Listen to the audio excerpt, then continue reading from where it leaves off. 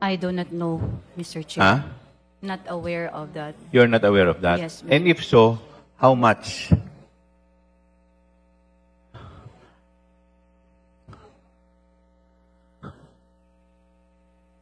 Because why would they voluntarily participate in the commercial if there is no amount given to them? Mr. What is Chair, the reason? Mr. Chair, Yes. based on the report that the students voluntarily and personally participated, this is just based on the report. All right. Madam Chair of the CHED, could you please include that in your investigation and invite all the students who participated and find out if they were paid or not, and if paid, how much? Now, another question. Who paid for the advertisement?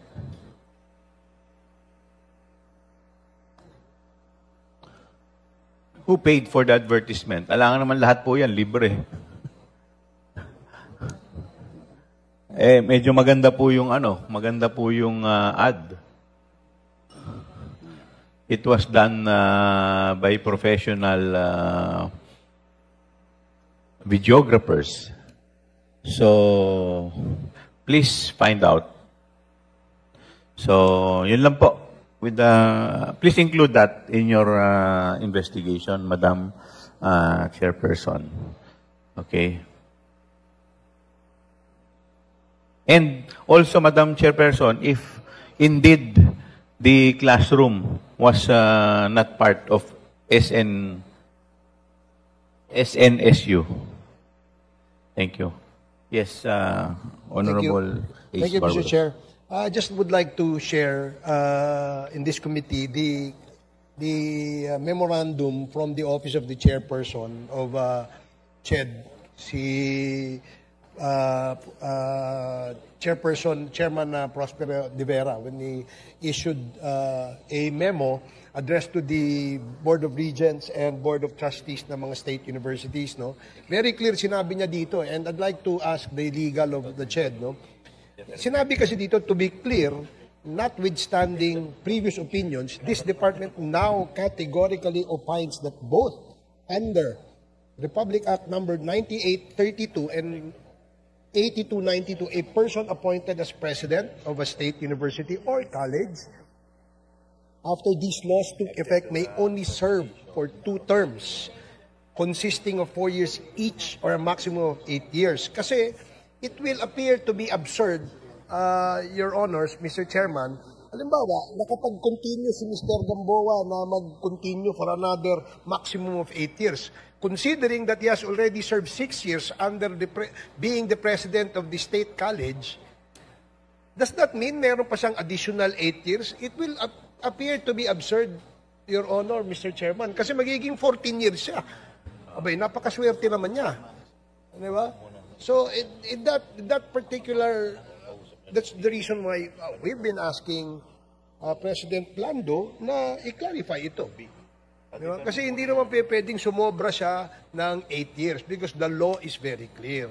So I'd just like to emphasize that, Mr. Chair, and share to the committee the memorandum issued by Chairman Prospero De Vera for our reference. Chairman. Congressman Caraps. Anyway, last point na lang to, para dun sa CHED, sa legal. No? Kasi kaya nga yung sinasabi ko kanina, it all depends on the intention of the law, the framers of such law. No? In this case, it was, I think it is Chairman Barbers, no, who filed that bill and enacted into law. But Republic Act 10600 and Republic Act 11010, simple na po interpretation ko dito. I'm not a lawyer, but my interpretation, itong dalawa is still consistent with Republic Act 8292. Why? Because it clearly states, it never delineates the state universities with the colleges or colleges with the universities. It clearly states that the term 2 terms consisting of 4 years covers not only universities. This includes colleges. Kasi yung 8292 speaks about SUCs. So state universities and colleges. And it follows that the term of office of the state colleges, kahit pa po naging university na siya, still, the term of office of such president covers the number of years pag university na po siya.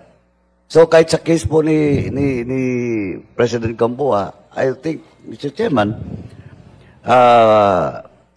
with the consistency of the following laws from 8292, consistent po na yung term of office supposedly is only 2 terms, maximum of 8 years, and every term is 4 years, and that covers presidents of colleges.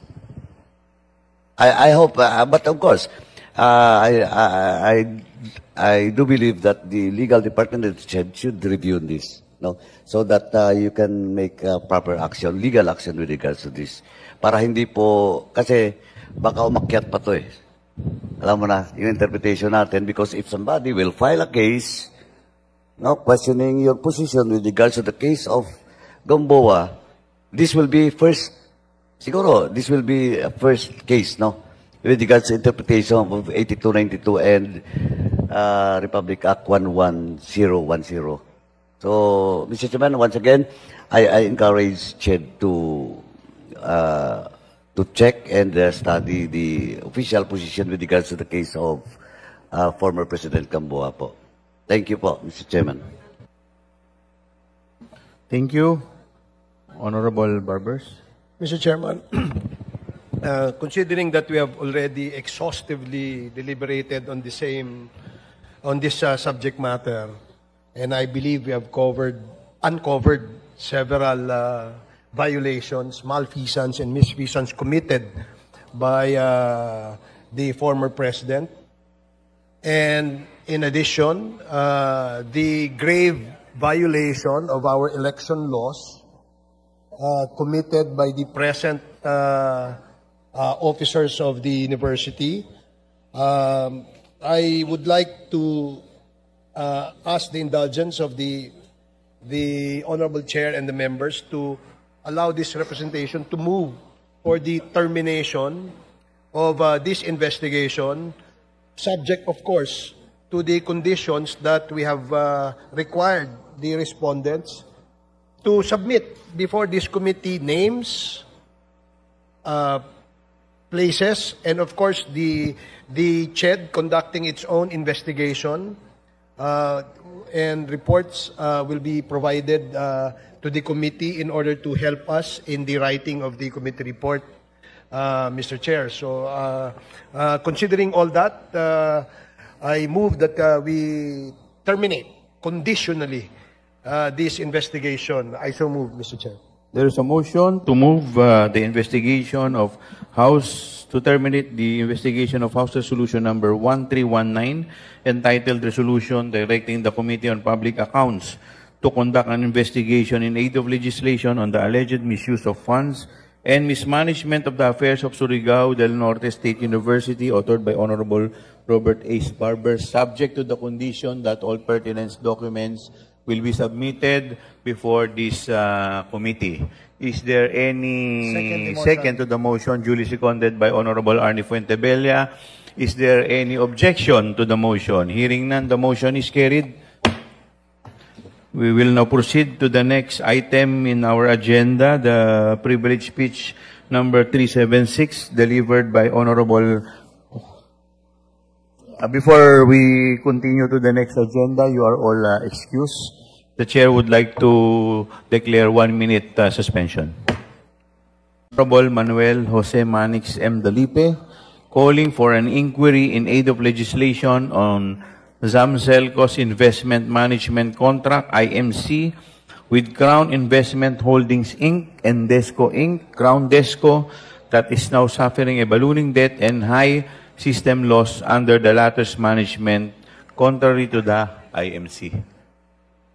Mr. Chair. Yes, the Chair would like to recognize the Honorable Book. Thank you, Mr. Chair. Good afternoon, everyone.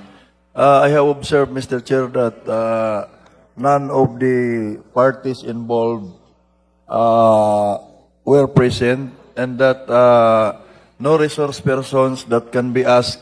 The subject matter involves legal and administrative. So, this representation even has a lot of clarificatory questions to be asked. So, with that, Mr. Chair, I move that we defer the discussion of this item number 2 of the agenda to this committee hearing. There's a motion by the Honorable Dagook to defer item number 2. Is there any second to the motion? Mr. Chair. Duly seconded by Honorable Arnie Fuentebella. Is there any objection? Hearing none, the motion is carried. Item number 2 is deferred. We will now proceed to item number 3, the budget utilization of OVP and DepEd. With respect to the privilege speech number 379 delivered by Honorable Rolando Valeriano on September 3, 2024 on asserting the power of the purse of Congress and motu proprio inquiry on the manifestation of Representative Jervil Jinky Luistro during the budget hearing of the Department of Education in the Committee on Appropriation on September 2, 2024 concerning the agency's failure to deliver computer units in good condition to end users and other issues plaguing the agency's budget utilization. Mr. Chairman. Honorable Caraps Paduano, your Thank you, Mr. Chairman. Mr. Chairman, I respectfully move to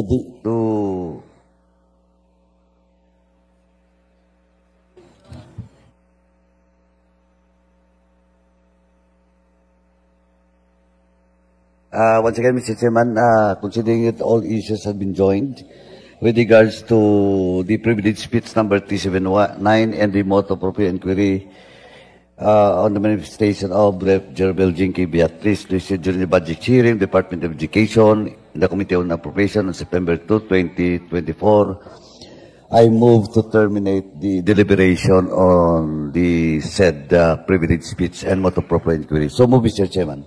There's a motion to terminate the budget utilization of OBP and DepEd with respect to the privilege speech number 379 delivered by Representative Rolando Valeriano on September 3, 2024, and the motu proprio inquiry on the manifestation of Representative Jinky Bistric Luistro during the budget hearing of the DepEd in the Committee on Appropriation on September 2, 2024 concerning the agency's failure to deliver computer units in good condition to end users and other issues plaguing the agency's budget utilization. Is there second to the motion? Duly seconded by Honorable Crispin Remulla. Is there any objection? Hearing none, the motion is carried. We will now proceed to the other matters. Is there any other matters that the members would like to tackle? If not, do I hear a motion to adjourn? Mr. Chairman, Honorable Paduano. move to adjourn. There's a motion to adjourn. Second, Mr. Chair. Duly seconded by Honorable Crispin Remulla and Honorable Manuel. Is there any objection? Hearing none, the committee hearing of the Committee on Good Government and Public Accountability is hereby adjourned.